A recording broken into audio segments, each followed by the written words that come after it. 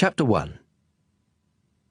Once when I was 6, I saw a magnificent picture in a book about the jungle called True Stories. It showed a boa constrictor swallowing a wild beast. Here is a copy of the picture. In the book it said, "Boa constrictors swallow their prey whole, without chewing. Afterward they are no longer able to move, and they sleep during the 6 months of their digestion." In those days, I thought a lot about jungle adventures, and eventually managed to make my first drawing using a coloured pencil. My drawing number 1 looked like this. I showed the grown-ups my masterpiece, and I asked them if my drawing scared them. They answered, "Why be scared of a hat?" My drawing was not a picture of a hat. It was a picture of a boa constrictor digesting an elephant. Then I drew the inside of the boa constrictor, so the grown-ups could understand. They always need explanations. My drawing number 2 looked like this. The grown-ups advised me to put away my drawings of boa constrictors, outside or inside, and apply myself instead to geography, history, arithmetic, and grammar. That is why I abandoned, at the age of 6, a magnificent career as an artist.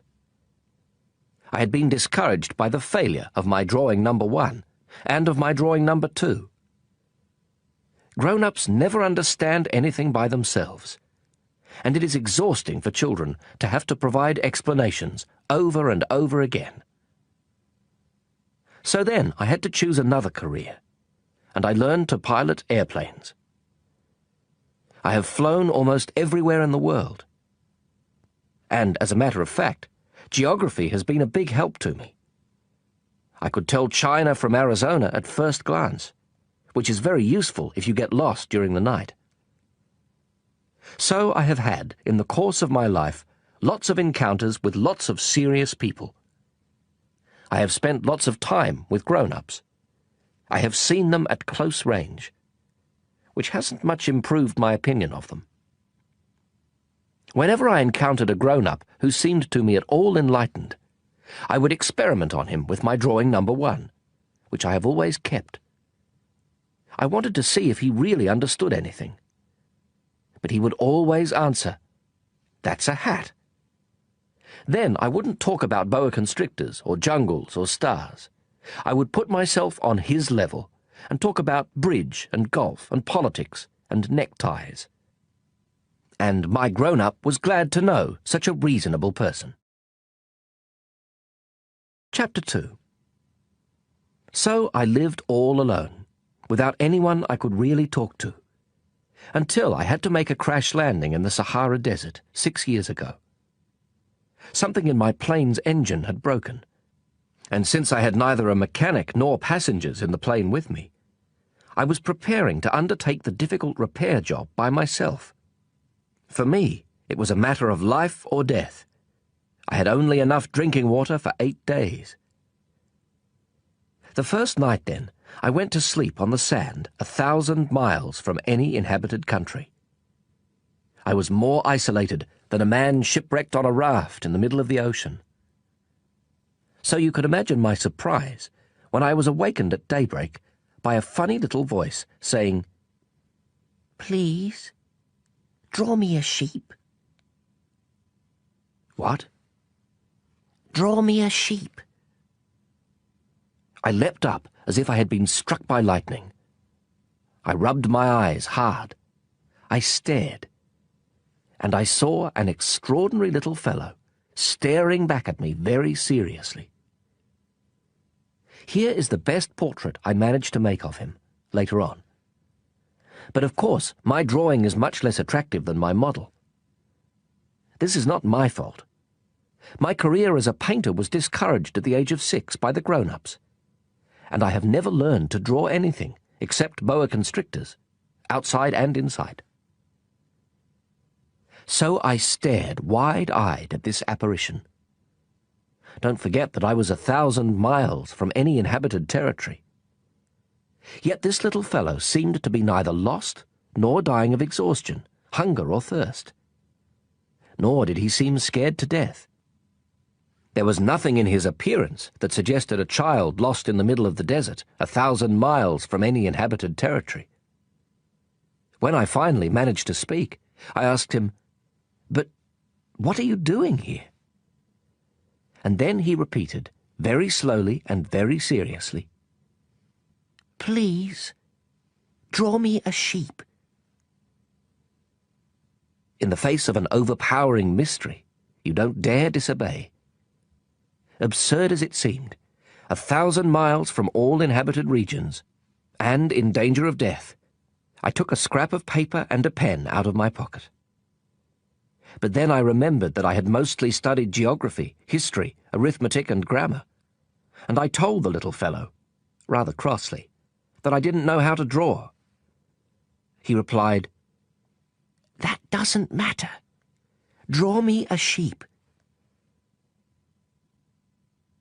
Since I had never drawn a sheep, I made him one of the only 2 drawings I knew how to make, the one of the boa constrictor from outside.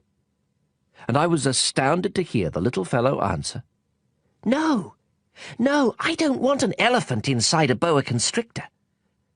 A boa constrictor is very dangerous, and an elephant would get in the way. Where I live, everything is very small. I need a sheep. Draw me a sheep." So then I made a drawing. He looked at it carefully, and then said, "No, this one is already quite sick. Make another." I made another drawing. My friend gave me a kind, indulgent smile. "You can see for yourself. That's not a sheep. It's a ram. It has horns." So I made my 3rd drawing, but it was rejected, like the others. "This one's too old. I want a sheep that will live a long time."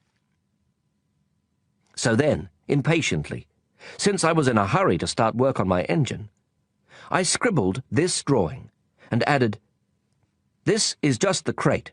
The sheep you want is inside." But I was amazed to see my young critic's face light up.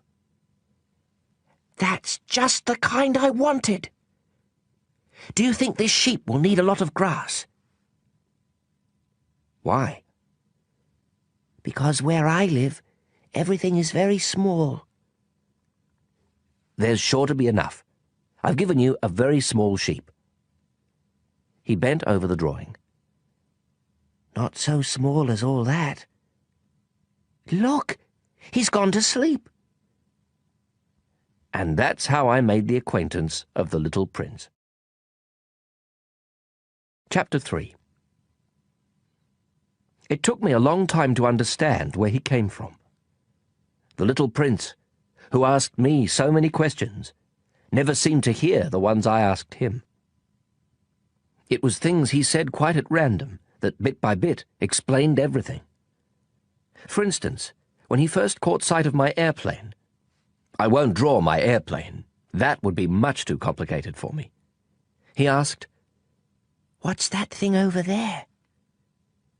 "It's not a thing. It flies. It's an airplane. My airplane." And I was proud to tell him I could fly. Then he exclaimed, "What? You fell out of the sky?" "Yes," I said modestly. "Oh, that's funny!" And the little prince broke into a lovely peal of laughter, which annoyed me a good deal. I like my misfortunes to be taken seriously. Then he added, "So you fell out of the sky too? What planet are you from?" That was when I had the first clue to the mystery of his presence, and I questioned him sharply. "Do you come from another planet?" But he made no answer. He shook his head a little, still staring at my airplane. "Of course, that couldn't have brought you from very far." And he fell into a reverie that lasted a long while. Then, taking my sheep out of his pocket, he plunged into contemplation of his treasure. You can imagine how intrigued I was by this hint about other planets. I tried to learn more. Where do you come from, little fellow? Where is this where I live of yours? Where will you be taking my sheep? After a thoughtful silence, he answered, "The good thing about the crate you've given me is that he can use it for a house after dark." "Of course. And if you're good, I'll give you a rope to tie him up during the day, and a stake to tie him to." This proposition seemed to shock the little prince. "Tie him up? What a funny idea." "But if you don't tie him up, he'll wander off somewhere and get lost." My friend burst out laughing again. "Where could he go?" "Anywhere. Straight ahead." Then the little prince remarked quite seriously, "Even if he did, everything's so small where I live." And he added, perhaps a little sadly, "Straight ahead, you can't go very far." Chapter 4. That was how I had learned a second very important thing, which was that the planet he came from was hardly bigger than a house. That couldn't surprise me much. I knew very well that except for the huge planets like Earth, Jupiter, Mars, and Venus, which have been given names, there are hundreds of others that are sometimes so small that it's very difficult to see them through a telescope. When an astronomer discovers one of them, he gives it a number instead of a name. For instance, he would call it Asteroid 325. I have serious reasons to believe that the planet the little prince came from is asteroid B612. This asteroid has been sighted only once by telescope, in 1909 by a Turkish astronomer, who had then made a formal demonstration of his discovery at an international astronomical congress. But no one had believed him on account of the way he was dressed. Grown-ups are like that. Fortunately for the reputation of asteroid B612, a Turkish dictator ordered his people, on pain of death, to wear European clothes. The astronomer repeated his demonstration in 1920, wearing a very elegant suit, and this time everyone believed him. If I've told you these details about asteroid B612, and if I've given you its number, it is on account of the grown-ups. Grown-ups like numbers. When you tell them about a new friend, they never ask questions about what really matters. They never ask, what does his voice sound like? What games does he like best? Does he collect butterflies? They ask, how old is he? How many brothers does he have? How much does he weigh? How much money does his father make? Only then do they think they know him. If you tell grown-ups, I saw a beautiful red brick house with geraniums at the window and doves on the roof, they won't be able to imagine such a house. You have to tell them, I saw a house worth 100,000 francs. Then they exclaim, what a pretty house. So if you tell them, the proof of the little prince's existence is that he was delightful, that he laughed, and that he wanted a sheep. When someone wants a sheep, that proves he exists. They shrug their shoulders and treat you like a child. But if you tell them, the planet he came from is asteroid B612, then they'll be convinced, and they won't bother you with their questions. That's the way they are. You must not hold it against them. Children should be very understanding of grown-ups. But of course, those of us who understand life couldn't care less about numbers. I should have liked to begin this story like a fairy tale. I should have liked to say, once upon a time there was a little prince who lived on a planet hardly any bigger than he was, and who needed a friend. For those who understand life, that would sound much truer. The fact is, I don't want my book to be taken lightly. Telling these memories is so painful for me. It's already been 6 years since my friend went away, taking his sheep with him. If I try to describe him here, it's so I won't forget him. It's sad to forget a friend. Not everyone has had a friend. And I might become like the grown-ups, who are no longer interested in anything but numbers. Which is still another reason why I've bought a box of paints and some pencils. It's hard to go back to drawing at my age, when you've never made any attempts since the one of a boa from inside and the one of a boa from outside at the age of 6. I'll certainly try to make my portraits as true to life as possible. But I'm not entirely sure of succeeding. One drawing works, and the next no longer bears any resemblance. And I'm a little off on his height, too. In this one, the little prince is too tall, and here he's too short. And I'm uncertain about the colour of his suit. So I grope in one direction and another as best I can. In the end, I'm sure to get certain more important details all wrong. But here you'll have to forgive me. My friend never explained anything. Perhaps he thought I was like himself. But I, unfortunately, cannot see a sheep through the sides of a crate. I may be a little like the grown-ups. I must have grown old. Chapter 5. Every day I'd learn something about the little prince's planet, about his departure, about his journey. It would come quite gradually in the course of his remarks.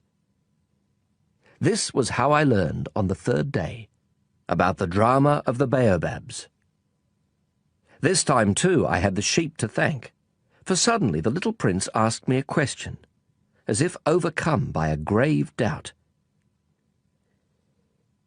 Isn't it true that sheep eat bushes? Yes, that's right. Ah, I'm glad. I didn't understand why it was so important that sheep should eat bushes, but the little prince added, And therefore they eat baobabs too. I pointed out to the little prince that baobabs are not bushes but trees as tall as churches, and that even if he took a whole herd of elephants back to his planet, that herd couldn't finish off a single baobab. The idea of a herd of elephants made the little prince laugh. We'd have to pile them on top of one another. But he observed perceptively, Before they grow big, baobabs start out by being little. True enough. But why do you want your sheep to eat little baobabs? He answered, Oh, come on. You know. As if we were talking about something quite obvious. And I was forced to make a great mental effort to understand this problem all by myself. And, in fact, on the little prince's planet, there were, as on all planets, good plants and bad plants. The good plants come from good seeds, and the bad plants from bad seeds. But the seeds are invisible. They sleep in the secrecy of the ground until one of them decides to wake up. Then it stretches and begins to sprout, quite timidly at first, a charming, harmless little twig reaching toward the sun. If it's a radish seed or a rosebush seed, you can let it sprout all it likes. But if it's the seed of a bad plant, you must pull the plant up right away, as soon as you can recognize it. As it happens, there were terrible seeds on the little prince's planet. Baobab seeds. The planet's soil was infested with them. Now, if you attend to a baobab too late, you can never get rid of it again. It overgrows the whole planet. Its roots pierce right through. And if the planet is too small, and if there are too many baobabs, they make it burst into pieces. It's a question of discipline, the little prince told me later on. When you've finished washing and dressing each morning, you must tend your planet. You must be sure you pull up the baobabs regularly, as soon as you can tell them apart from the rose bushes, which they closely resemble when they're very young.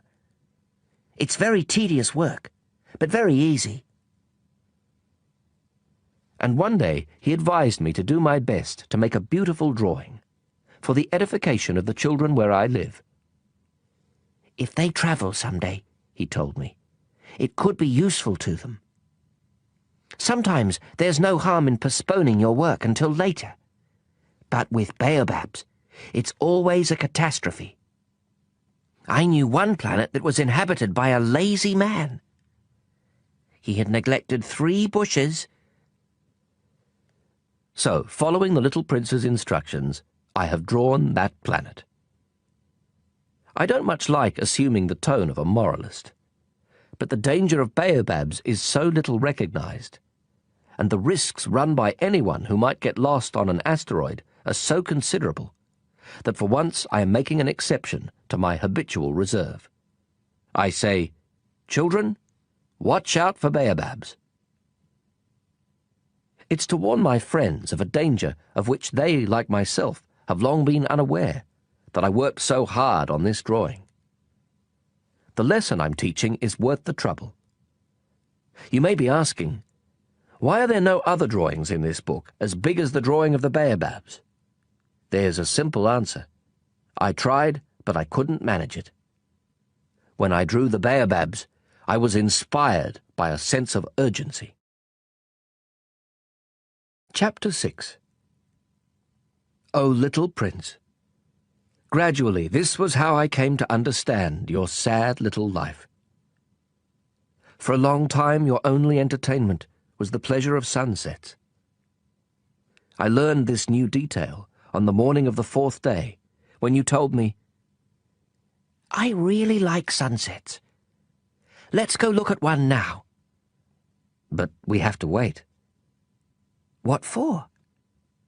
For the sun to set. At first you seemed quite surprised, and then you laughed at yourself, and you said to me, I think I'm still at home. Indeed. When it's noon in the United States, the sun, as everyone knows, is setting over France. If you could fly to France in 1 minute, you could watch the sunset. Unfortunately, France is much too far. But on your tiny planet, all you had to do was move your chair a few feet, and you would watch the twilight whenever you wanted to. One day I saw the sunset 44 times. And a little later you added, You know, when you're feeling very sad, sunsets are wonderful. On the day of the 44 times, were you feeling very sad? But the little prince didn't answer.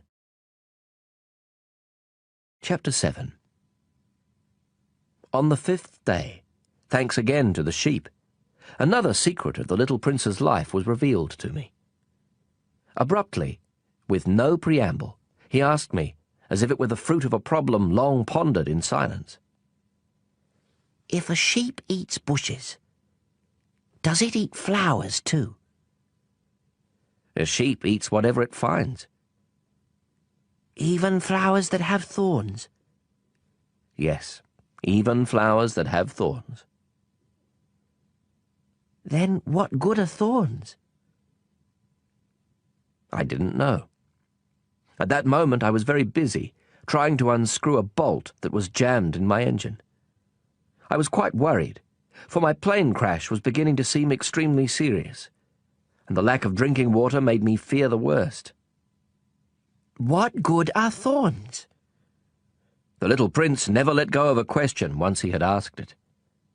I was annoyed by my jammed bolt, and I answered without thinking. Thorns are no good for anything. They're just the flower's way of being mean. Oh. But after a silence, he lashed out at me with a sort of bitterness. I don't believe you. Flowers are weak. They're naive.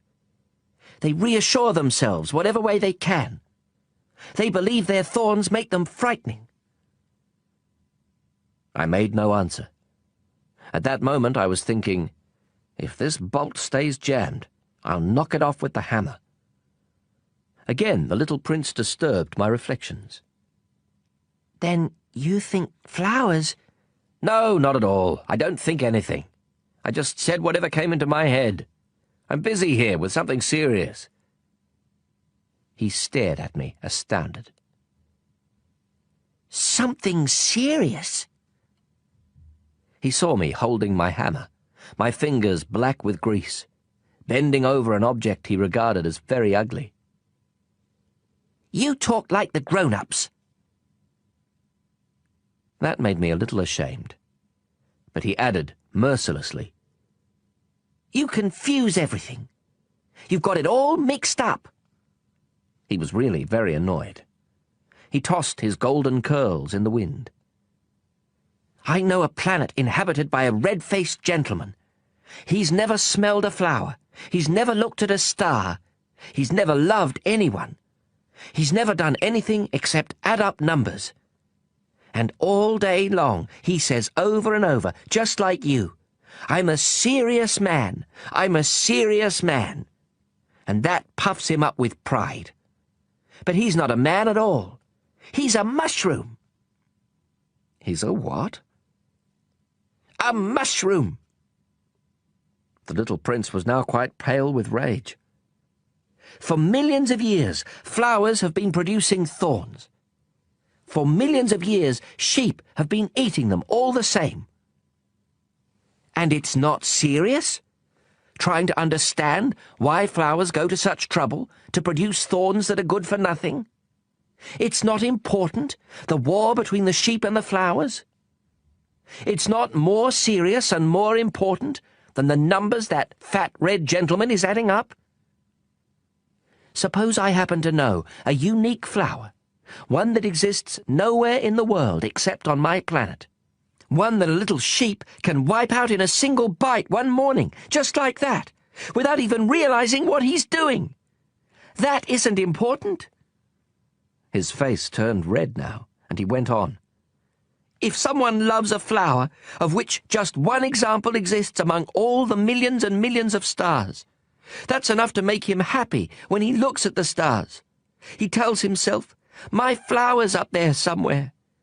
But if the sheep eats the flower, then for him it's as if suddenly all the stars went out. And that isn't important." He couldn't say another word. All of a sudden, he burst out sobbing.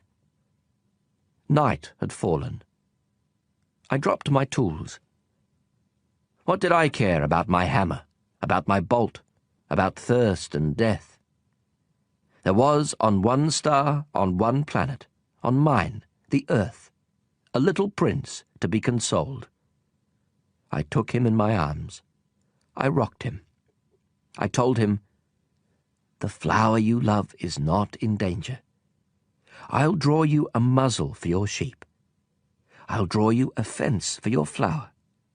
I didn't know what to say, how clumsy I felt. I didn't know how to reach him, where to find him. It's so mysterious, the land of tears. Chapter 8. I soon learned to know that flower better. On the little prince's planet, there had always been very simple flowers, decorated with a single row of petals, so that they took up no room at all and got in no one's way. They would appear one morning in the grass and would fade by nightfall. But this one had grown from a seed brought from who knows where, and the little prince had kept a close watch over a sprout that was not like any of the others. It might have been a new kind of baobab. But the sprout soon stopped growing and began to show signs of blossoming. The little prince, who had watched the development of an enormous bud, realized that some sort of miraculous apparition would emerge from it. But the flower continued her beauty preparations in the shelter of her green chamber, selecting her colors with the greatest care, and dressing quite deliberately, adjusting her petals one by one. She had no desire to emerge all rumpled like the poppies. She wished to appear only in the full radiance of her beauty. Oh yes, she was quite vain. and her mysterious adornment had lasted days and days. And then, one morning, precisely at sunrise, she showed herself. And after having laboured so painstakingly, she yawned and said, "Ah, I'm hardly awake. Forgive me. I'm still all untidy." But the little prince couldn't contain his admiration. "How lovely you are!" "Aren't I?" the flower answered sweetly. "And I was born the same time as the sun." The little prince realized that she wasn't any too modest, but she was so dazzling. "I believe it is breakfast time," she had soon added. "Would you be so kind as to tend to me?" And the little prince, utterly abashed, having gone to look for a watering can, served the flower. She had soon begun tormenting him with her rather touchy vanity. One day, for instance, alluding to her 4 thorns, she remarked to the little prince, "I'm ready for tigers with all their claws." "There are no tigers on my planet," the little prince had objected. "And besides, tigers don't eat weeds." "I am not a weed," the flower sweetly replied. "Forgive me. I am not at all afraid of tigers, but I have a horror of draughts. You wouldn't happen to have a screen?" "A horror of draughts? That's not a good sign for a plant," the little prince had observed. "How complicated this flower is." "After dark you will put me under glass. How cold it is where you live. Quite uncomfortable. But where I come from—" But she suddenly broke off. She had come here as a seed. She couldn't have known anything of other worlds. Humiliated at having let herself be caught on the verge of so naive a lie, she coughed 2 or 3 times, in order to put the little prince in the wrong. "Ahem. The screen?" "I was going to look for one, but you were speaking to me." Then she made herself cough again, in order to inflict a twinge of remorse on him all the same. So the little prince, despite all the goodwill of his love, had soon come to mistrust her. He had taken seriously certain inconsequential remarks and had grown very unhappy. "I shouldn't have listened to her," he confided to me one day. "You must never listen to flowers. You must look at them and smell them. Mine perfumed my planet, but I didn't know how to enjoy that. The business about the tiger claws, instead of annoying me, ought to have moved me." And he confided further, "In those days, I didn't understand anything. I should have judged her according to her actions, not her words. She perfumed my planet and lit up my life. I should never have run away. I ought to have realized the tenderness underlying her silly pretensions. Flowers are so contradictory. But I was too young to know how to love her." Chapter 9. In order to make his escape, I believe he took advantage of a migration of wild birds. On the morning of his departure, he put his planet in order. He carefully raked out his active volcanoes. The little prince possessed 2 active volcanoes, which were very convenient for warming his breakfast. He also possessed 1 extinct volcano. But, as he said, "You never know." So he raked out the extinct volcano too. If they are properly raked out, volcanoes burn gently and regularly, without eruptions. Volcanic eruptions are like fires in a chimney. Of course, on our Earth we are much too small to rake out our volcanoes. That is why they cause us so much trouble. The little prince also uprooted, a little sadly, the last baobab shoots. He believed he would never be coming back. But all these familiar tasks seemed very sweet to him on this last morning. And when he watered the flower one last time, and put her under glass, he felt like crying. "Goodbye," he said to the flower. But she did not answer him. "Goodbye," he repeated. The flower coughed, but not because she had a cold. "I've been silly," she told him at last. "I ask your forgiveness.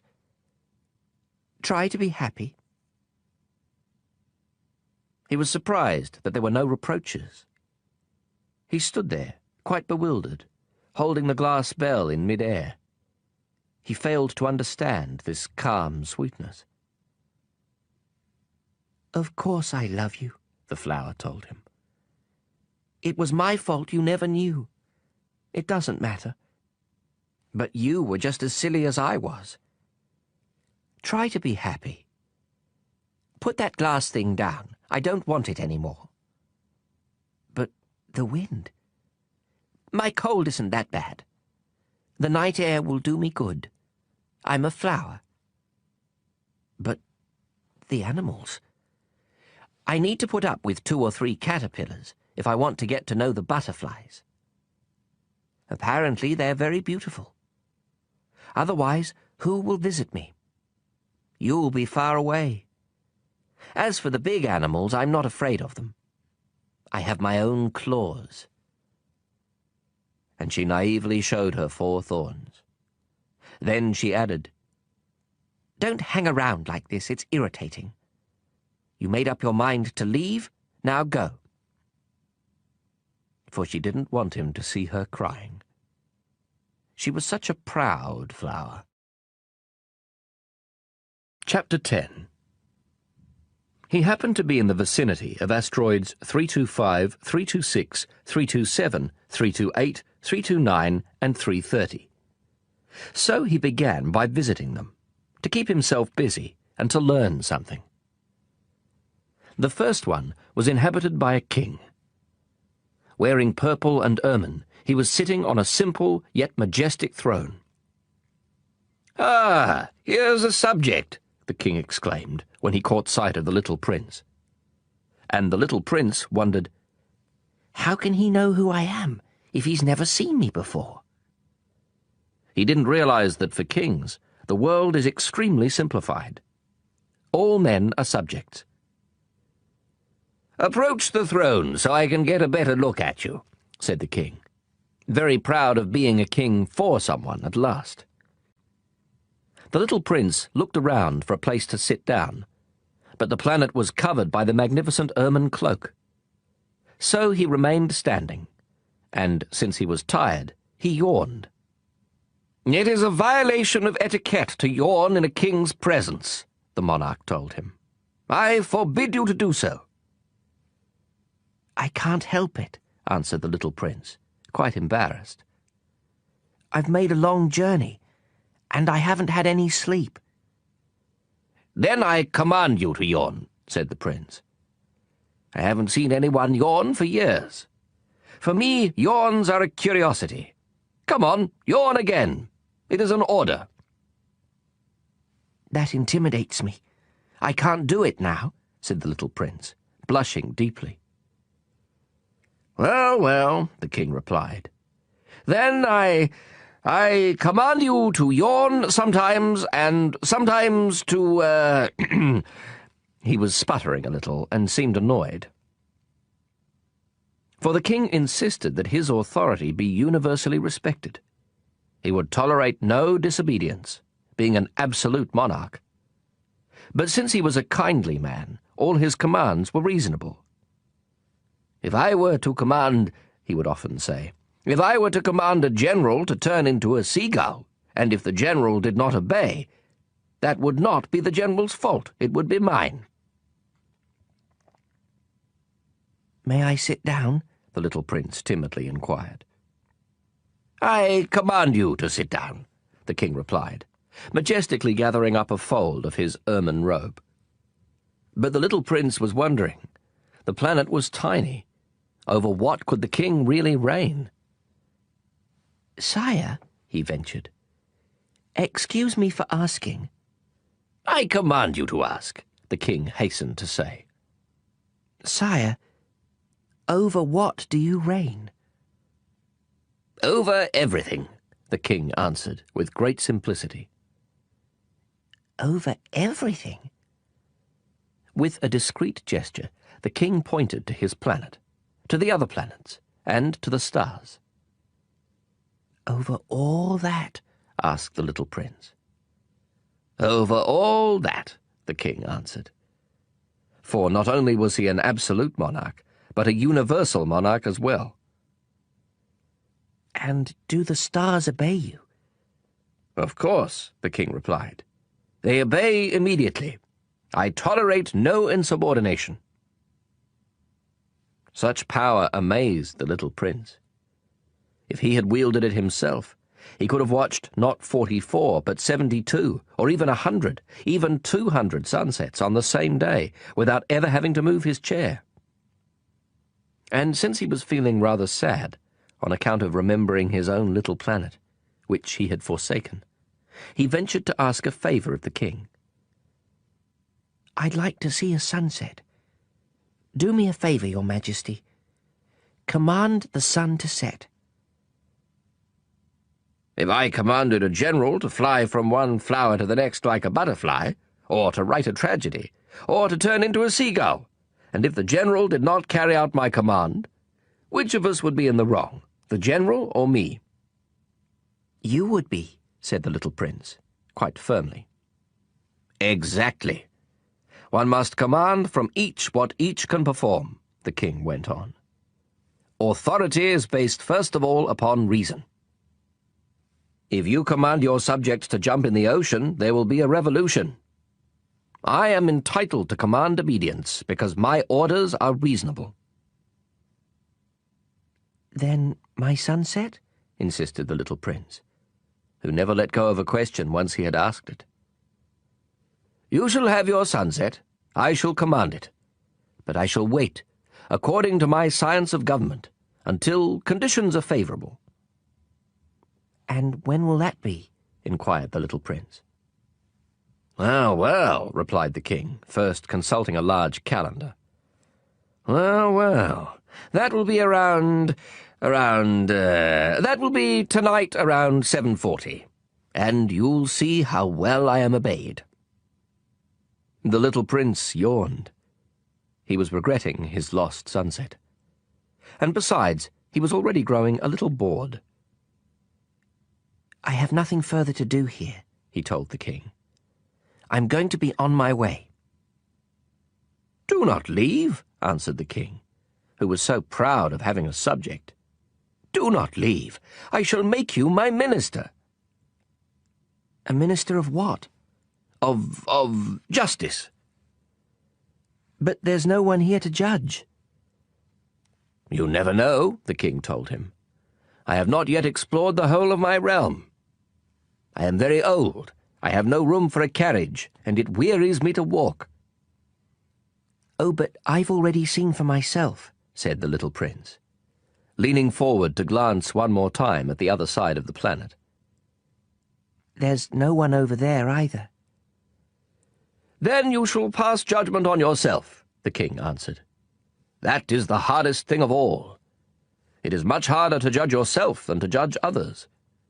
If you succeed in judging yourself, it's because you are truly a wise man." "But I can judge myself anywhere," said the little prince. "I don't need to live here." Well, the king said. "I have good reason to believe that there is an old rat living somewhere on my planet. I hear him at night. You could judge that old rat. From time to time, you will condemn him to death. That way his life will depend on your justice. But you'll pardon him each time, for economy's sake. There's only one rat." "I don't like condemning anyone to death," the little prince said. "And now I think I'll be on my way." "No," said the king. The little prince, having completed his preparations, had no desire to aggrieve the old monarch. "If your Majesty desires to be promptly obeyed, he should give me a reasonable command. He might command me, for instance, to leave before this minute is up. It seems to me that conditions are favourable." The king having made no answer, the little prince hesitated at first, and then, with a sigh, took his leave. "I make you my ambassador," the king hastily shouted after him. He had a great air of authority. "Grown-ups are so strange," the little prince said to himself as he went on his way. Chapter 11. The second planet was inhabited by a very vain man. "Ah, a visit from an admirer," he exclaimed, when he caught sight of the little prince, still at some distance. To vain men, other people are admirers. "Hello," said the little prince. "That's a funny hat you're wearing." "It's for answering acclamations," the very vain man replied. "Unfortunately, no one ever comes this way." "Is that so?" said the little prince, who did not understand what the vain man was talking about. "Clap your hands," directed the man. The little prince clapped his hands, and the vain man tipped his hat in modest acknowledgement. "This is more entertaining than the visit to the king," the little prince said to himself, and he continued clapping. The very vain man continued tipping his hat in acknowledgement. After 5 minutes of this exercise, the little prince tired of the game's monotony. "And what would make the hat fall off?" he asked. But the vain man did not hear him. Vain men never hear anything but praise. "Do you really admire me a great deal?" he asked the little prince. "What does that mean, admire?" To admire means to acknowledge that I am the handsomest, the best dressed, the richest, and the most intelligent man on the planet. "But you're the only man on your planet." Do me this favour. Admire me all the same." "I admire you," said the little prince, with a little shrug of his shoulders. "But what is there about my admiration that interests you so much?" And the little prince went on his way. "Grown-ups are certainly very strange," he said to himself, as he continued on his journey. Chapter 12. The next planet was inhabited by a drunkard. This visit was a very brief one, but it plunged the little prince into a deep depression. "What are you doing there?" he asked the drunkard, whom he found sunk in silence before a collection of empty bottles and a collection of full ones. "Drinking," replied the drunkard, with a gloomy expression. "Why are you drinking?" the little prince asked. "To forget," replied the drunkard. "To forget what?" inquired the little prince, who was already feeling sorry for him. "To forget that I'm ashamed," confessed the drunkard, hanging his head. "What are you ashamed of?" inquired the little prince, who wanted to help. "Of drinking," concluded the drunkard, withdrawing into silence for good. And the little prince went on his way, puzzled. "Grown-ups are certainly very, very strange," he said to himself, as he continued on his journey. Chapter 13. The fourth planet belonged to a businessman. This person was so busy that he didn't even raise his head when the little prince arrived. "Hello," said the little prince. "Your cigarette's gone out." 3 and 2 make 5, 5 and 7, 12, 12 and 3, 15. Hello, 15 and 7, 22, 22 and 6, 28. No time to light it again. 26 and 5, 31. Phew, that amounts to 501,622,731. 500 million what? Hmm? You're still there? 501 million... I don't remember. I have so much work to do. I'm a serious man. I can't be bothered with trifles. 2 and 5, 7... 501 million what? Repeated the little prince, who had never in his life let go of a question once he had asked it. The businessman raised his head. For the 54 years I've inhabited this planet, I've been interrupted only 3 times. The first time was 22 years ago, when I was interrupted by a beetle that had fallen onto my desk from God knows where. It made a terrible noise, and I made 4 mistakes in my calculations. The second time was 11 years ago, when I was interrupted by a fit of rheumatism. I don't get enough exercise. I haven't time to take strolls. I'm a serious person. The third time is right now. Where was I? 501 million... Million what? The businessman realized that he had no hope of being left in peace. Oh, those little things you sometimes see in the sky. Flies? No, those little shiny things. Bees? No, those little golden things that make lazy people daydream. Now, I'm a serious person. I have no time for daydreaming. Ah, you mean the stars. Yes, that's it, stars. And what do you do with 500 million stars? 501,622,731. I'm a serious person, and I'm accurate. And what do you do with those stars? What do I do with them? Yes. Nothing. I own them. You own the stars? Yes. But I've already seen a king who... Kings don't own, they reign over. It's quite different. And what good does owning the stars do you? It does me the good of being rich. And what good does it do you to be rich? It lets me buy other stars, if somebody discovers them. The little prince said to himself, This man argues a little like my drunkard. Nevertheless, he asked more questions. How can someone own the stars? To whom do they belong? Retorted the businessman grumpily. I don't know. To nobody. Then they belong to me, because I thought of it first. And that's all it takes? Of course. When you find a diamond that belongs to nobody in particular, then it's yours. When you find an island that belongs to nobody in particular, it's yours. When you're the first person to have an idea, you patent it and it's yours. Now I own the stars, since no one before me ever thought of owning them. That's true enough, the little prince said. And what do you do with them? I manage them.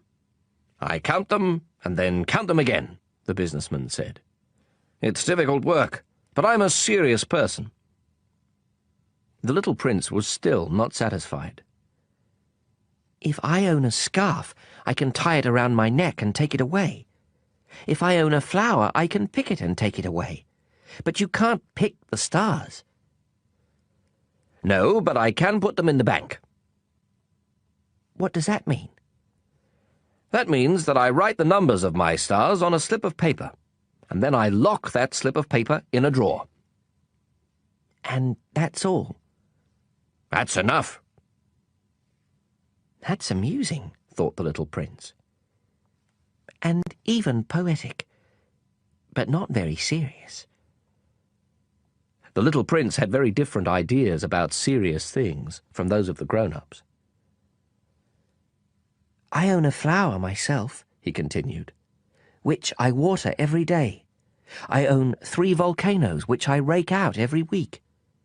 I even rake out the extinct one. You never know. So it's of some use to my volcanoes, and it's useful to my flower that I own them. But you're not useful to the stars. The businessman opened his mouth, but found nothing to say in reply, and the little prince went on his way. Grown-ups are certainly quite extraordinary, was all he said to himself as he continued on his journey. Chapter 14. The fifth planet was very strange. It was the smallest of all. There was just enough room for a street lamp and a lamplighter. The little prince couldn't quite understand what use a street lamp and a lamplighter could be up there in the sky, on a planet without any people and not a single house. However, he said to himself, "It's quite possible that this man is absurd. But he's less absurd than the king, the very vain man, the businessman, and the drunkard. At least his work has some meaning. When he lights his lamp, it's as if he's bringing one more star to life, or one more flower. When he puts out his lamp, that sends the flower or the star to sleep, which is a fine occupation, and therefore truly useful." When the little prince reached this planet, he greeted the lamplighter respectfully. "Good morning. Why have you just put out your lamp?" "Orders," the lamplighter answered. "Good morning." "What orders are those?" "To put out my street lamp. Good evening." And he lit his lamp again. "But why have you just lit your lamp again?" "Orders." "I don't understand," said the little prince. "There's nothing to understand," said the lamplighter. "Orders are orders. Good morning." And he put out his lamp. Then he wiped his forehead with a red-checked handkerchief. "It's a terrible job I have. It used to be reasonable enough. I put the lamp out mornings and lit it after dark.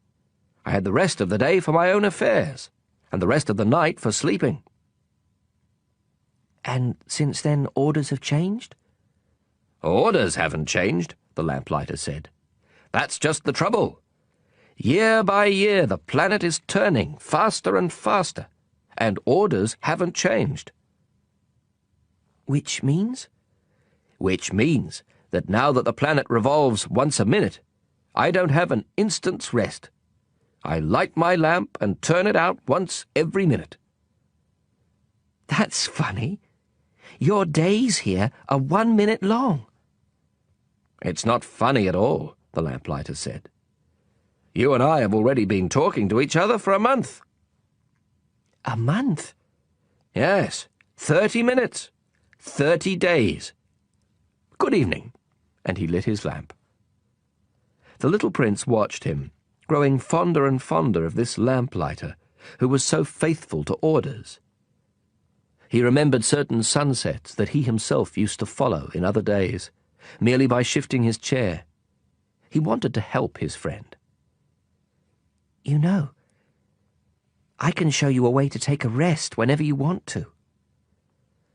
"I always want to rest," the lamplighter said, "for it is possible to be faithful and lazy at the same time." The little prince continued. "Your planet is so small that you can walk around it in 3 strides. All you have to do is walk more slowly, and you'll always be in the sun. When you want to take a rest, just walk, and the day will last as long as you want it to." "What good does that do me?"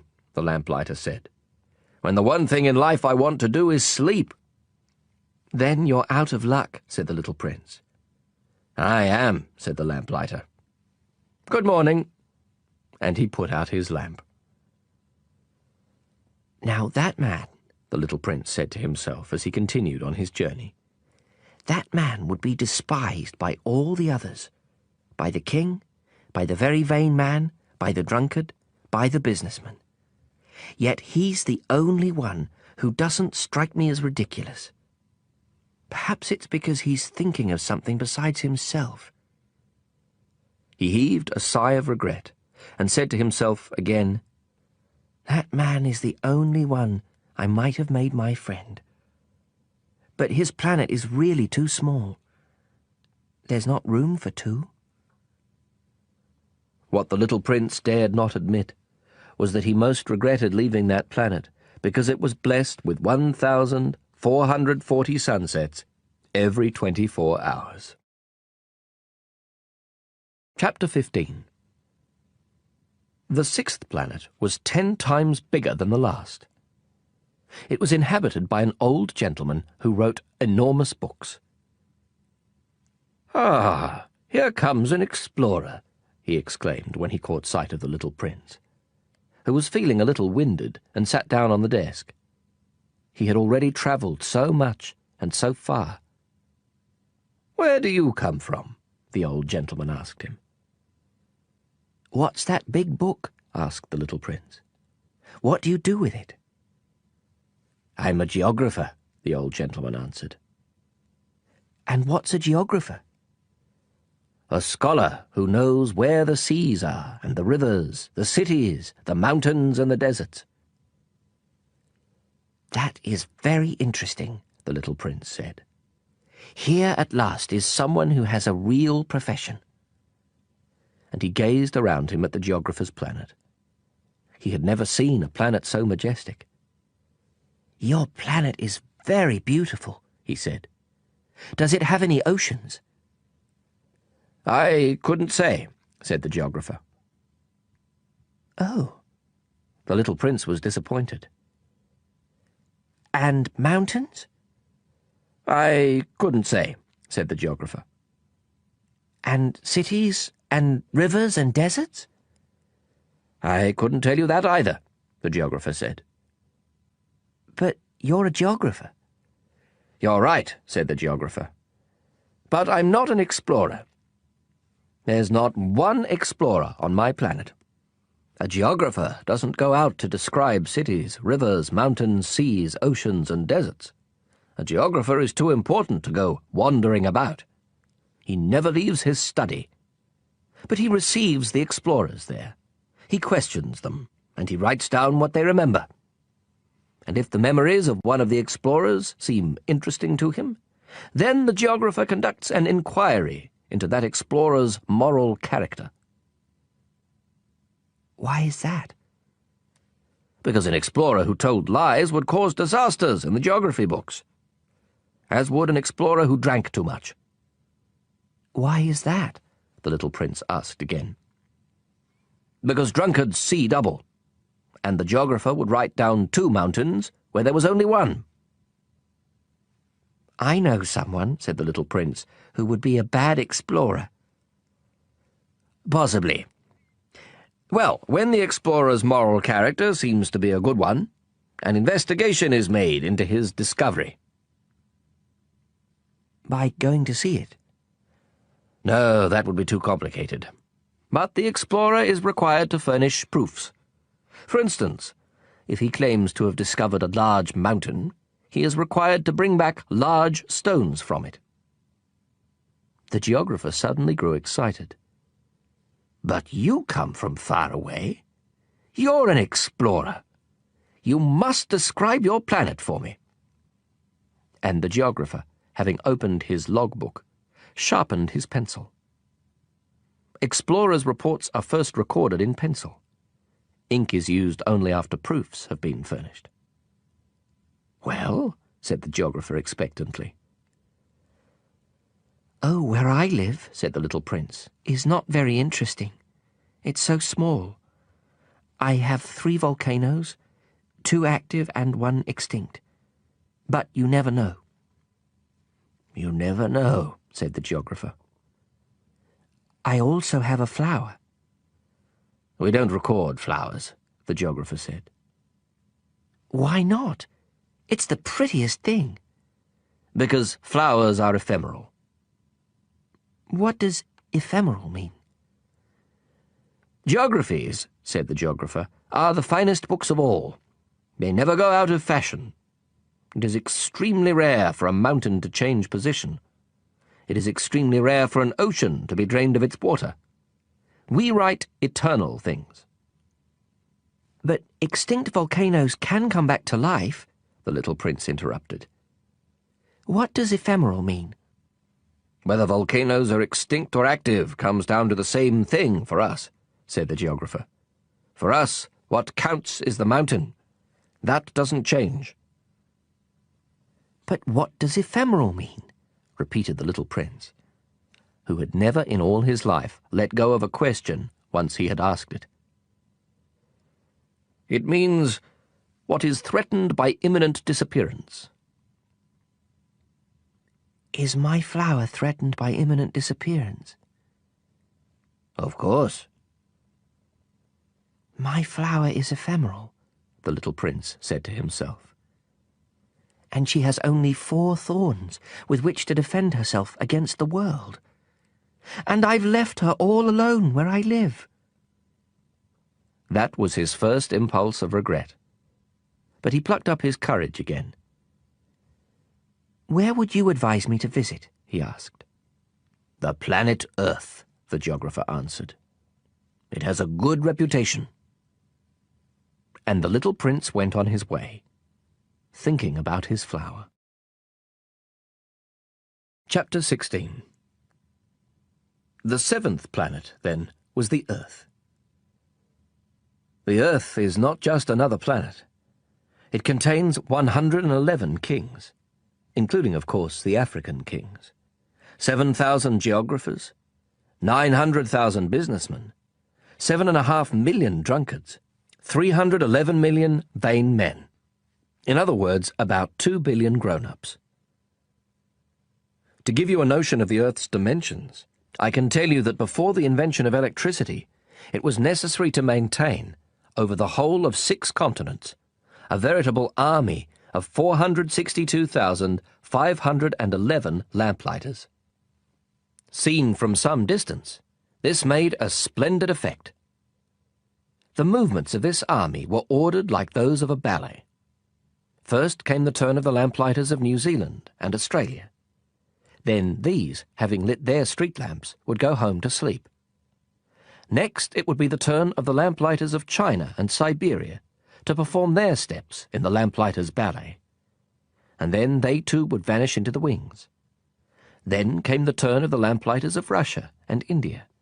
Then those of Africa and Europe. Then those of South America and of North America. And they never missed their cues for their appearances on stage. It was awe-inspiring.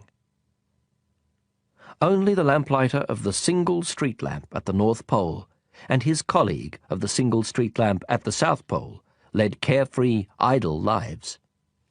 They worked twice a year. Chapter 17. Trying to be witty leads to lying, more or less. What I just told you about the lamplighters isn't completely true, and I risk giving a false idea of our planet to those who don't know it. Men occupy very little space on Earth. If the 2 billion inhabitants of the globe were to stand close together, as they might for some big public event, they would easily fit into a city block that was 20 miles long and 20 miles wide. You could crowd all humanity onto the smallest Pacific islet. Grown-ups, of course, won't believe you. They're convinced they take up much more room. They consider themselves as important as the baobabs. So you should advise them to make their own calculations. They love numbers, and they'll enjoy it. But don't waste your time on this extra task. It's unnecessary. Trust me. So once he reached Earth, the little prince was quite surprised not to see anyone. He was beginning to fear he had come to the wrong planet, when a moon-coloured loop uncoiled on the sand. "Good evening," the little prince said, just in case. "Good evening," said the snake. "What planet have I landed on?" asked the little prince. "On the planet Earth, in Africa," the snake replied. "Ah. And are there no people on Earth?" "It's the desert here. There are no people in the desert. Earth is very big," said the snake. The little prince sat down on a rock and looked up into the sky. "I wonder," he said, "if the stars are lit up so that each of us can find his own some day. Look at my planet. It's just overhead, but so far away." "It's lovely," the snake said. "What have you come to Earth for?" "I'm having difficulties with a flower," the little prince said. "Ah," said the snake, and they were both silent. "Where are the people?" The little prince finally resumed the conversation. "It's a little lonely in the desert." "It's also lonely with people," said the snake. The little prince looked at the snake for a long time. "You're a funny creature," he said at last. "No thicker than a finger."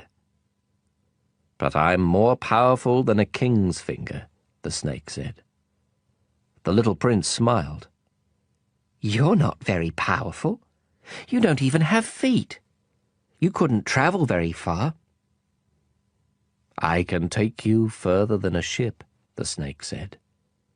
He coiled around the little prince's ankle like a golden bracelet. "Anyone I touch, I send back to the land from which he came," the snake went on. "But you're innocent, and you come from a star." The little prince made no reply. "I feel sorry for you, being so weak on this granite earth," said the snake. "I can help you someday, if you grow too homesick for your planet. I can—" "Oh, I understand just what you mean," said the little prince. "But why do you always speak in riddles?"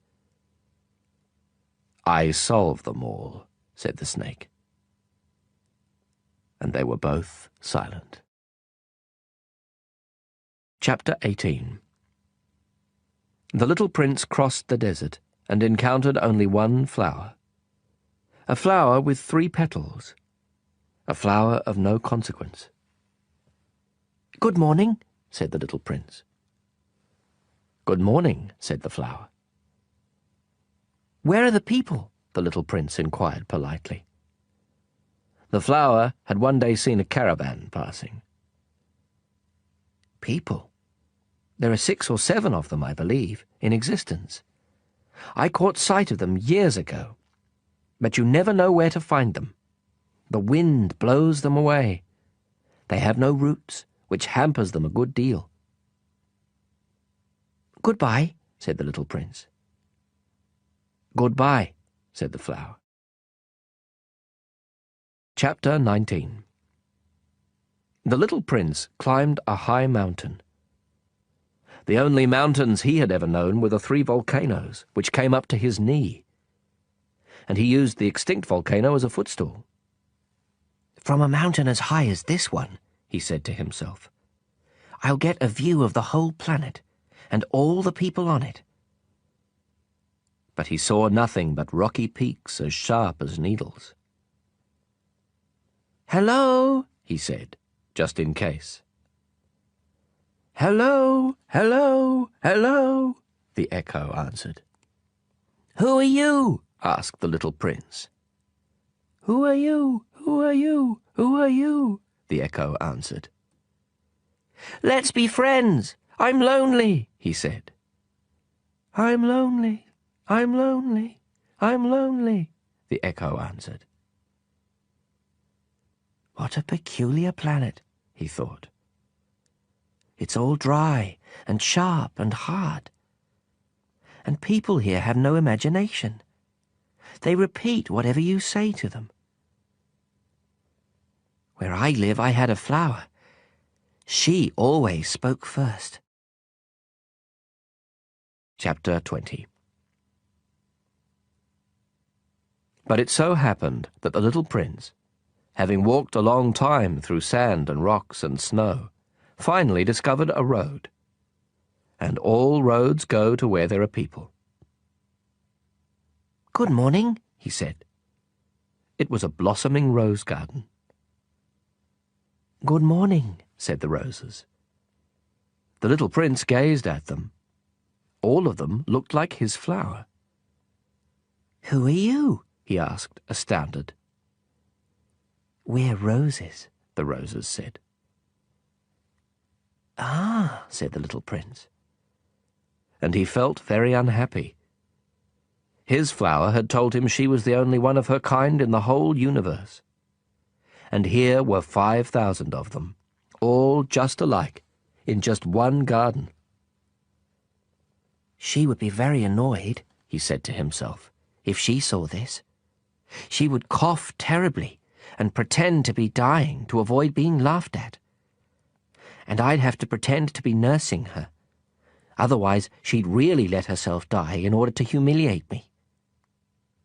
And then he said to himself, I thought I was rich because I had just one flower, and all I own is an ordinary rose. That and my 3 volcanoes, which come up to my knee, one of which may be permanently extinct. It doesn't make me much of a prince. And he lay down in the grass and wept. Chapter 21. It was then that the fox appeared. "Good morning," said the fox. Good morning, The little prince answered politely, though when he turned around he saw nothing. "I'm here," the voice said, "under the apple tree." Who are you? The little prince asked. You're very pretty. "I'm a fox," the fox said. Come and play with me, the little prince proposed. I'm feeling so sad. "I can't play with you," the fox said. "I'm not tamed."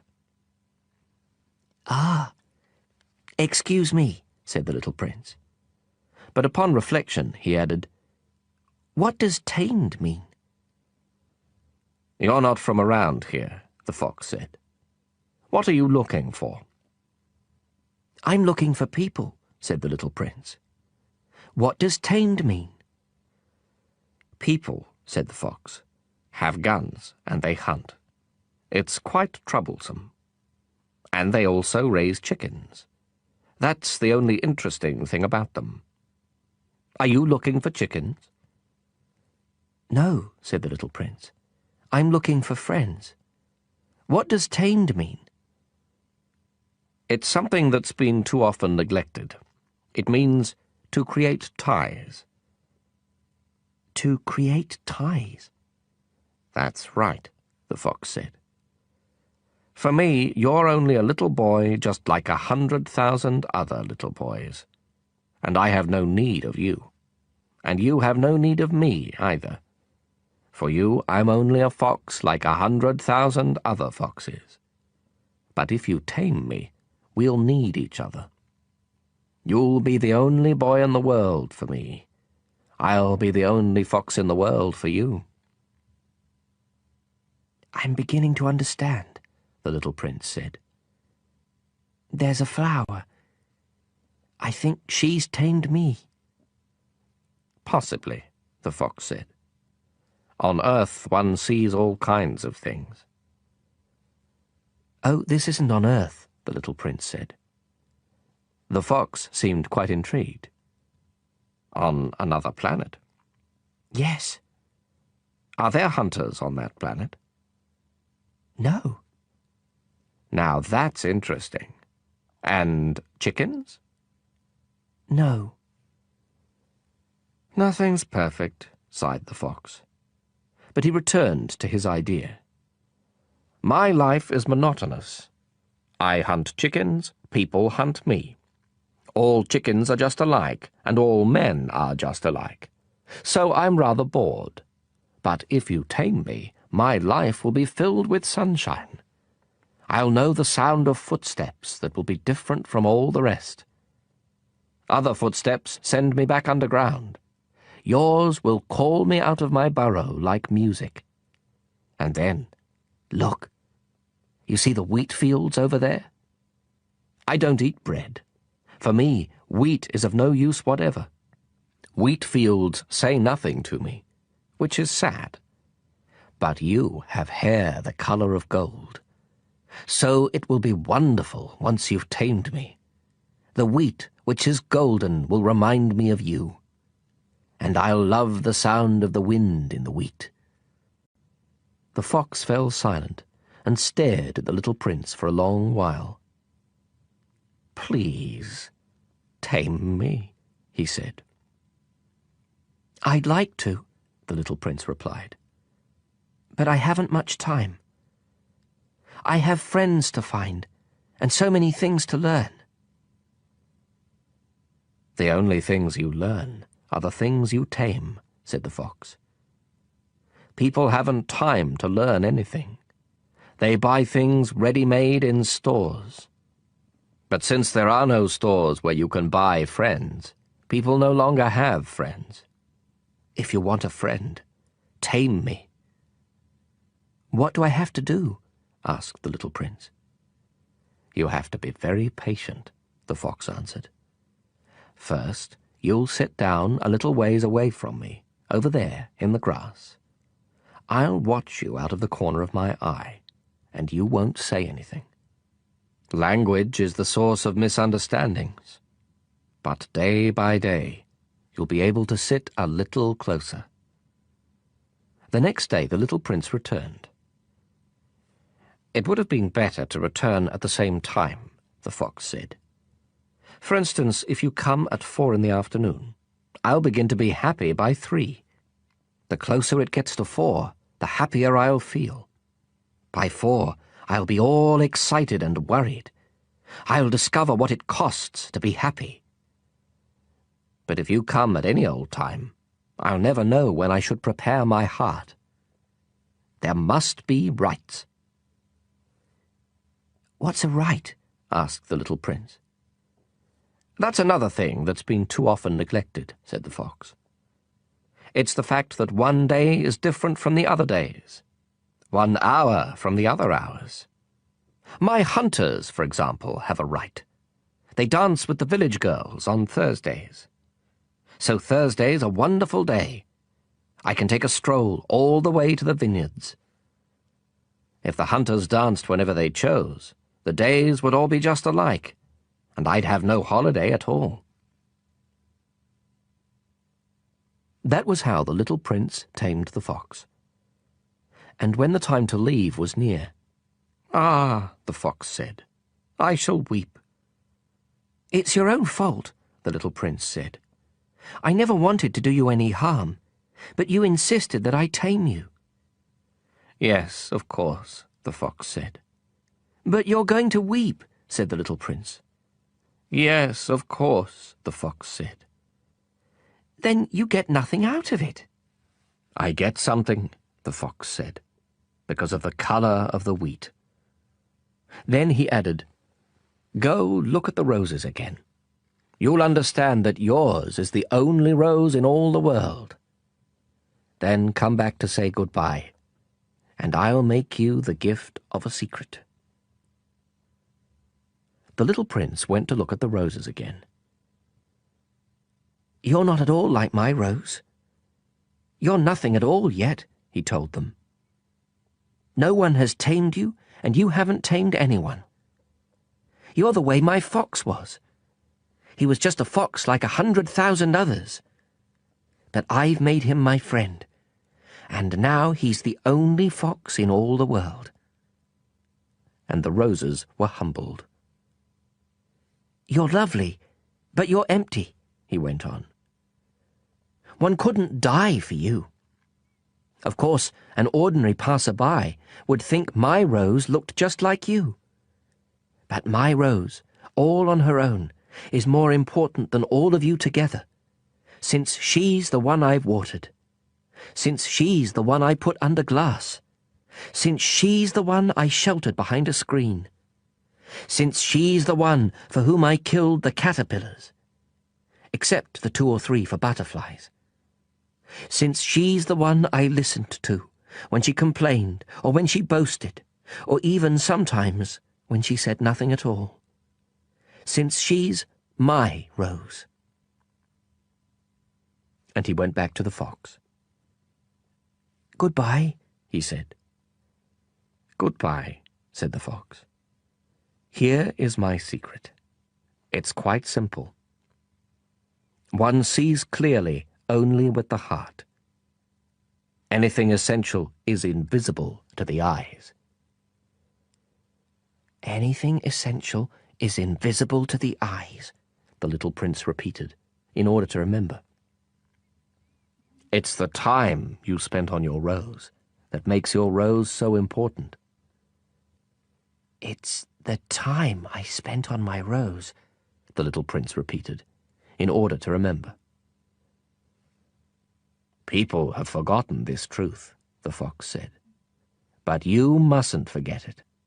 You become responsible forever for what you've tamed. You're responsible for your rose. I'm responsible for my rose, the little prince repeated, in order to remember. Chapter 22. Good morning, said the little prince. Good morning, said the railway switchman. What is it that you do here? Asked the little prince. I sort the travellers into bundles of 1,000, the switchman said. I dispatch the trains that carry them, sometimes to the right, sometimes to the left. And a brightly lit express train, roaring like thunder, shook the switchman's cabin. What a hurry they're in, said the little prince. What are they looking for? Not even the engineer on the locomotive knows, the switchman said. And another brightly lit express train thundered by in the opposite direction. Are they coming back already? Asked the little prince. It's not the same ones, the switchman said. It's an exchange. They weren't satisfied where they were? Asked the little prince. No one is ever satisfied where he is, the switchman said. And a third brightly lit express train thundered past. Are they chasing the first travellers? Asked the little prince. They're not chasing anything, the switchman said. They're sleeping in there, or else they're yawning. Only the children are pressing their noses against the window panes. Only the children know what they're looking for, said the little prince. They spend their time on a rag doll, and it becomes very important. And if it's taken away from them, they cry. They're lucky, the switchman said. Chapter 23. Good morning, said the little prince. Good morning, said the sales clerk. This was a sales clerk who sold pills invented to quench thirst. Swallow one a week, and you no longer feel any need to drink. Why do you sell these pills? They save so much time, the sales clerk said. Experts have calculated that you can save 53 minutes a week. And what do you do with those 53 minutes? Whatever you like. If I had 53 minutes to spend as I liked, the little prince said to himself, I'd walk very slowly towards a water fountain. Chapter 24. It was now the 8th day since my crash landing in the desert, and I'd listened to the story about the sales clerk as I was drinking the last drop of my water supply. Ah, I said to the little prince, your memories are very pleasant, but I haven't yet repaired my plane. I have nothing left to drink, and I too would be glad to walk very slowly toward a water fountain. My friend the fox told me. Little fellow, this has nothing to do with the fox. Why? Because we're going to die of thirst. The little prince didn't follow my reasoning and answered me, It's good to have had a friend, even if you're going to die. Myself, I'm very glad to have had a fox for a friend. He doesn't realize the danger, I said to myself. He's never hungry or thirsty. A little sunlight is enough for him. But the little prince looked at me and answered my thought. I'm thirsty too. Let's find a well. I made an exasperated gesture. It is absurd looking for a well at random in the vastness of the desert. But even so, we started walking. When we had walked for several hours in silence, night fell and stars began to appear. I noticed them as in a dream, being somewhat feverish on account of my thirst. The little prince's words danced in my memory. "So you're thirsty too?" I asked. But he didn't answer my question. He merely said to me, "Water can also be good for the heart." I didn't understand his answer, but I said nothing. I knew by this time that it was no use questioning him. He was tired. He sat down. I sat down next to him. And after a silence, he spoke again. "The stars are beautiful because of a flower you don't see." I answered, "Yes, of course." And without speaking another word, I stared at the ridges of sand in the moonlight. "The desert is beautiful," the little prince added. And it was true. I've always loved the desert. You sit down on a sand dune, you see nothing, you hear nothing. And yet something shines, something sings in that silence. "What makes the desert beautiful," the little prince said, "is that it hides a well somewhere." I was surprised by suddenly understanding that mysterious radiance of the sands. When I was a little boy, I lived in an old house, and there was a legend that a treasure was buried in it somewhere. Of course, no one was ever able to find the treasure. Perhaps no one even searched. But it cast a spell over that whole house. My house hid a secret in the depths of its heart.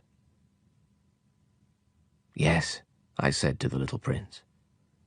"Whether it's a house, or the stars, or the desert, what makes them beautiful is invisible." "I'm glad," he said. "You agree with my fox." As the little prince was falling asleep, I picked him up in my arms and started walking again. I was moved. It was as if I was carrying a fragile treasure. It actually seemed to me there was nothing more fragile on earth. By the light of the moon, I gazed at that pale forehead, those closed eyes, those locks of hair trembling in the wind, and I said to myself, "What I'm looking at is only a shell. What's most important is invisible." As his lips parted in a half-smile, I said to myself again, "What moves me so deeply about this sleeping little prince is his loyalty to a flower. The image of a rose shining within him, like the flame within a lamp, even when he's asleep." And I realized he was even more fragile than I had thought. Lamps must be protected. A gust of wind can blow them out. And walking on like that, I found the well at daybreak. Chapter 25. The little prince said, "People start out in express trains, but they no longer know what they're looking for. Then they get all excited and rush around in circles." And he added, "It's not worth the trouble." The well we had come to was not at all like the wells of the Sahara. The wells of the Sahara are no more than holes dug in the sand. This one looked more like a village well, but there was no village here, and I thought I was dreaming. "It's strange," I said to the little prince. "Everything is ready, the pulley, the bucket, and the rope." He laughed, grasped the rope, and set the pulley working.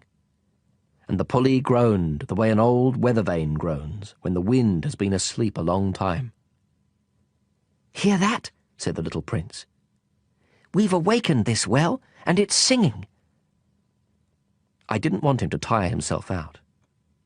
"Let me do that," I said to him. "It's too heavy for you." Slowly I hoisted the bucket to the edge of the well. I set it down with great care. The song of the pulley continued in my ears, and I saw the sun glisten on the still trembling water. "I'm thirsty for that water," said the little prince. Let me drink some." And I understood what he'd been looking for. I raised the bucket to his lips. He drank, eyes closed. It was as sweet as a feast. That water was more than merely a drink. It was born of our walk beneath the stars, of the song of the pulley, of the effort of my arms. It did the heart good, like a present. When I was a little boy, the Christmas tree lights, the music of midnight mass, the tenderness of people's smiles, made up in the same way the whole radiance of the Christmas present I received.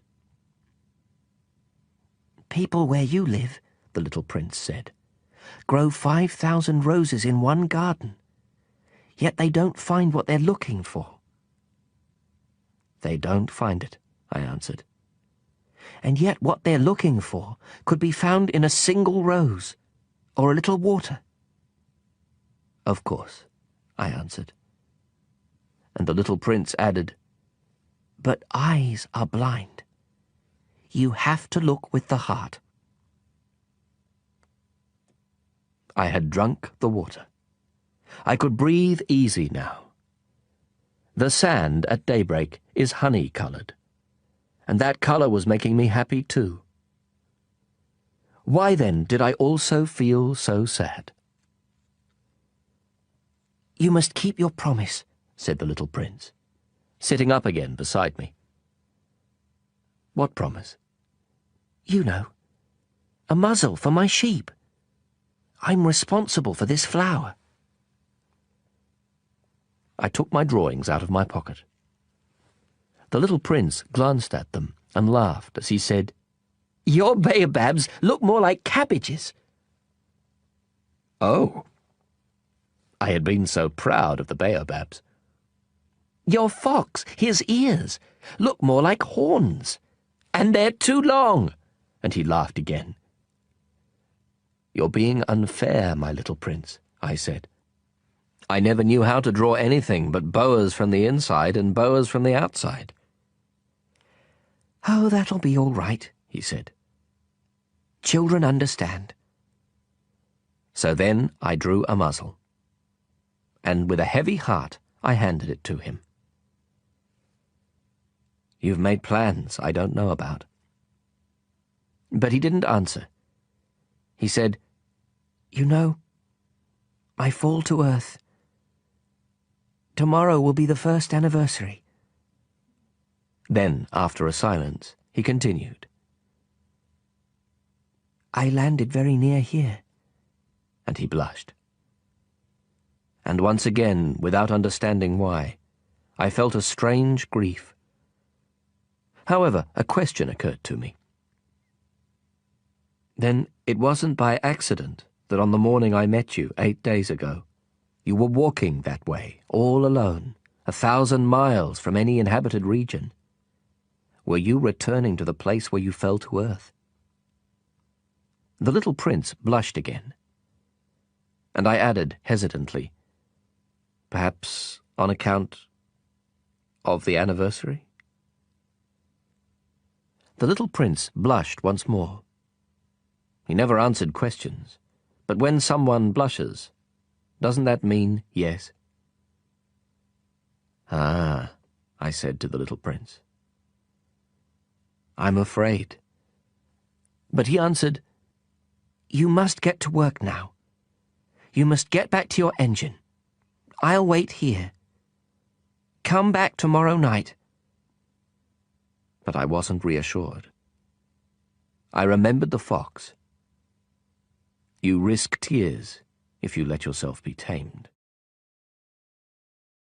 Chapter 26. Beside the well, there was a ruin, an old stone wall.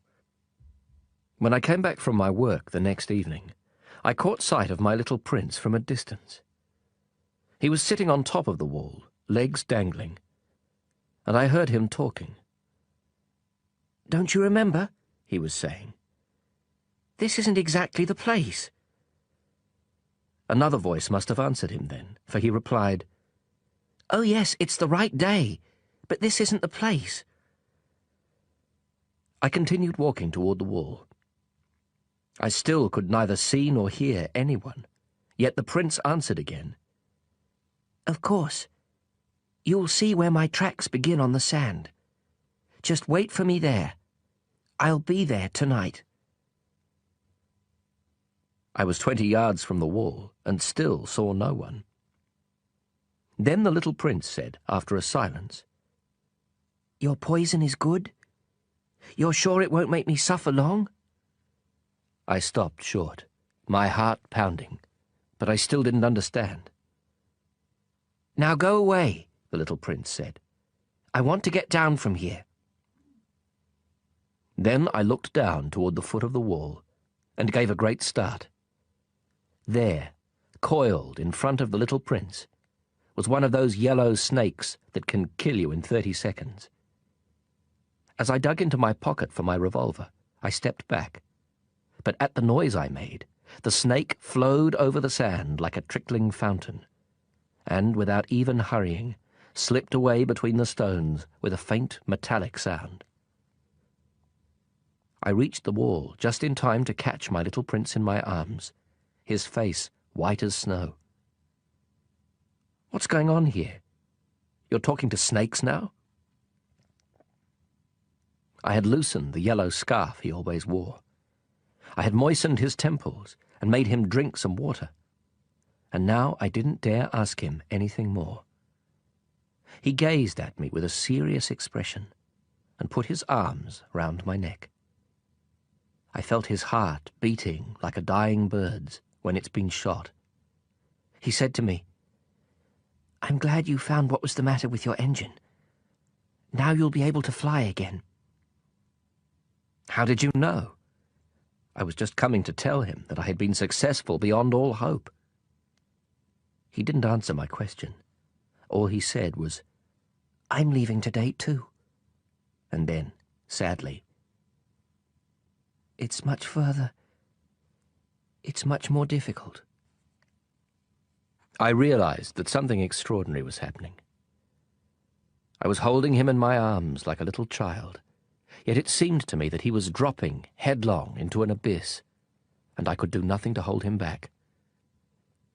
His expression was very serious now, lost and remote.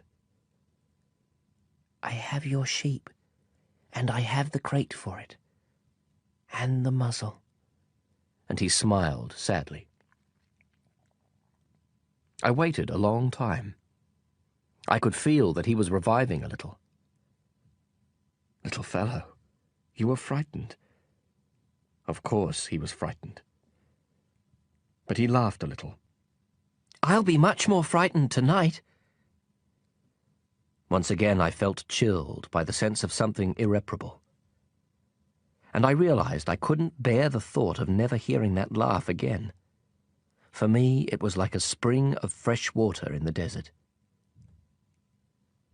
Little fellow, I want to hear you laugh again. But he said to me, Tonight it'll be a year. My star will be just above the place where I fell last year.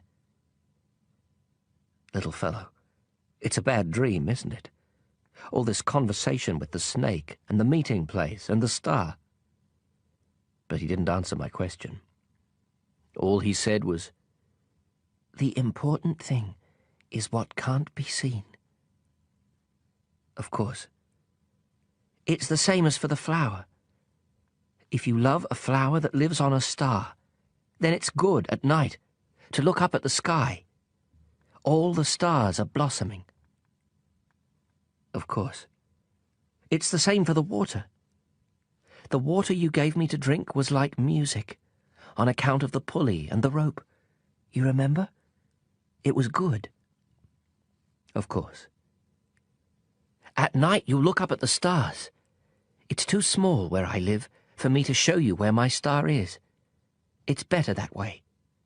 My star will be one of the stars for you. So you'll like looking at all of them. They'll all be your friends. And besides, I have a present for you. He laughed again. Ah, little fellow, I love hearing that laugh. That'll be my present. Just that. It'll be the same as for the water. What do you mean? People have stars, but they aren't the same. For travellers, the stars are guides. For other people, they're nothing but tiny lights. And for still others, for scholars, they're problems. For my businessmen, they were gold. But all those stars are silent stars. You, though, you'll have stars like nobody else. What do you mean? When you look up at the sky at night, since I'll be living on one of them, since I'll be laughing on one of them, for you, it'll be as if all the stars are laughing. You'll have stars that can laugh. And he laughed again. And when you're consoled, everyone eventually is consoled. You'll be glad you've known me. You'll always be my friend. You'll feel like laughing with me. And you'll open your window sometimes, just for the fun of it. And your friends will be amazed to see you laughing while you're looking up at the sky. Then you'll tell them, yes, it's the stars. They always make me laugh. And they'll think you're crazy. It'll be a nasty trick I played on you. And he laughed again. And it'll be as if I had given you, instead of stars, a lot of tiny bells that know how to laugh. And he laughed again. Then he grew serious once more. Tonight, you know, don't come. I won't leave you. It'll look as if I'm suffering. It'll look a little as if I'm dying. It'll look that way. Don't come to see that. It's not worth the trouble. I won't leave you. But he was anxious. I'm telling you this on account of the snake. He mustn't bite you. Snakes are nasty sometimes. They bite just for fun. I won't leave you. But something reassured him. It's true they don't have enough poison for a second bite. That night I didn't see him leave. He got away without making a sound. When I managed to catch up with him, he was walking fast, with determination. All he said was, "Ah, you're here." And he took my hand. But he was still anxious. You were wrong to come. You'll suffer. I'll look as if I'm dead, and that won't be true. I said nothing. You understand. It's too far. I can't take this body with me. It's too heavy. I said nothing. But it'll be like an old abandoned shell. There's nothing sad about an old shell. I said nothing. He was a little disheartened now, but he made one more effort. It'll be nice, you know. I'll be looking at the stars too. All the stars will be wells with a rusty pulley. All the stars will pour out water for me to drink. I said nothing. And it'll be fun. You'll have 500 million little bells. I'll have 500 million springs of fresh water. And he too said nothing, because he was weeping. Here's the place. Let me go on alone. And he sat down because he was frightened. Then he said, You know, my flower. I'm responsible for her. And she's so weak and so naive. She has 4 ridiculous thorns to defend her against the world. I sat down too, because I was unable to stand any longer. He said, There. That's all. He hesitated a little longer. Then he stood up. He took a step. I couldn't move. There was nothing but a yellow flash close to his ankle. He remained motionless for an instant. He didn't cry out. He fell gently, the way a tree falls. There wasn't even a sound because of the sand. Chapter 27. And now, of course, it's been 6 years already. I've never told this story before. The friends who saw me again were very glad to see me alive. I was sad, but I told them, it's fatigue. Now I'm somewhat consoled. That is, not entirely. But I know he did get back to his planet, because at daybreak I didn't find his body. It wasn't such a heavy body. And at night I love listening to the stars. It's like 500 million little bells. But something extraordinary has happened. When I drew that muzzle for the little prince, I forgot to put in the leather strap. He could never have fastened it on his sheep.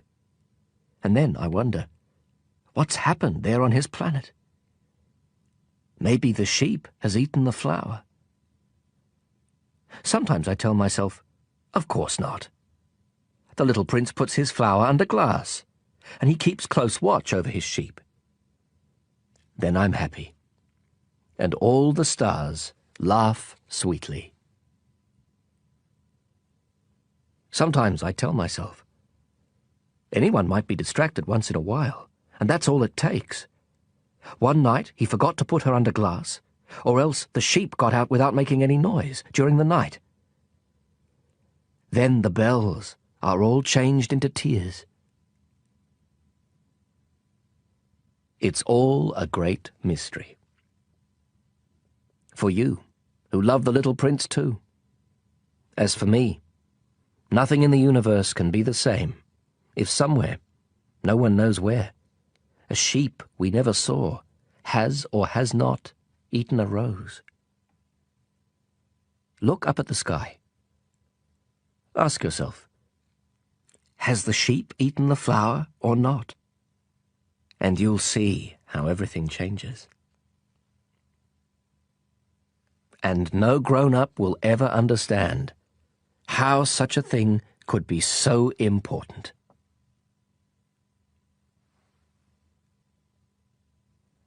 For me, this is the loveliest and the saddest landscape in the world. It's the same landscape as the one on the preceding page, but I've drawn it one more time in order to be sure you see it clearly. It's here that the little prince appeared on earth, then disappeared. Look at this landscape carefully to be sure of recognizing it, if you should travel to Africa someday in the desert.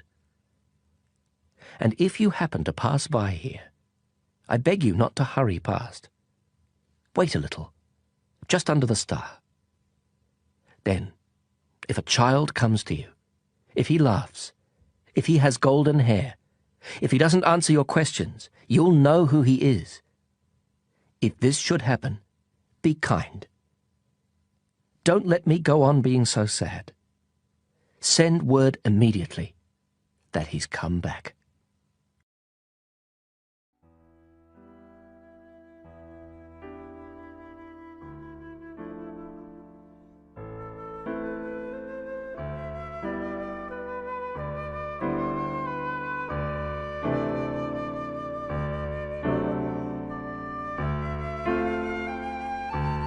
Belinda Audio hopes you enjoyed the reading of The Little Prince, written and illustrated by Antoine de Saint Exupery, translated by Richard Howard and read by Humphrey Bower.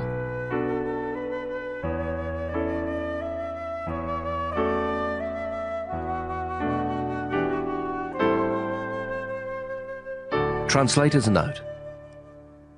In April 1943, Le Petit Prince was published in New York, a year before Antoine de Saint Exupery was shot down over the Mediterranean by German reconnaissance planes. The English translation, by Catherine Woods, was copyrighted the same year, and the work was dedicated in that translation to The Child Who Became Léon Vert. All grown-ups were once children, although few of them remember it.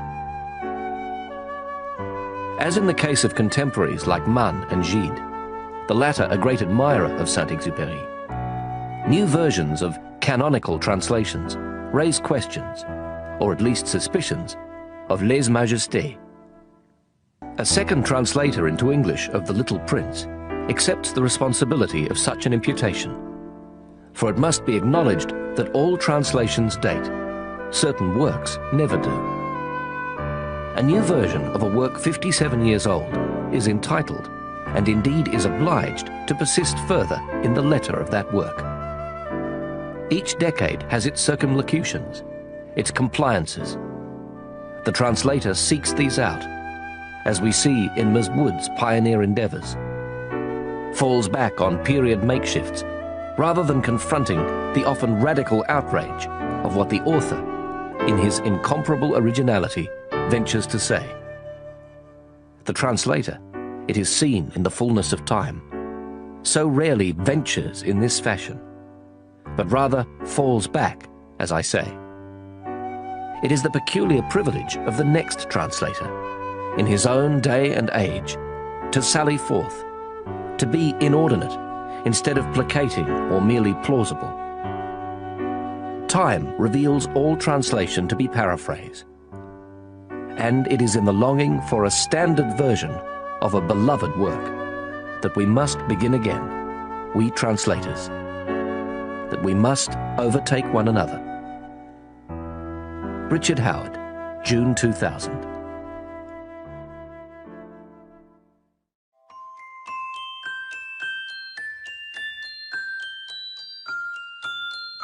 For further information about the Belinda audio range, please visit our website, www.belinda.com. If you liked this audiobook, please tell a friend.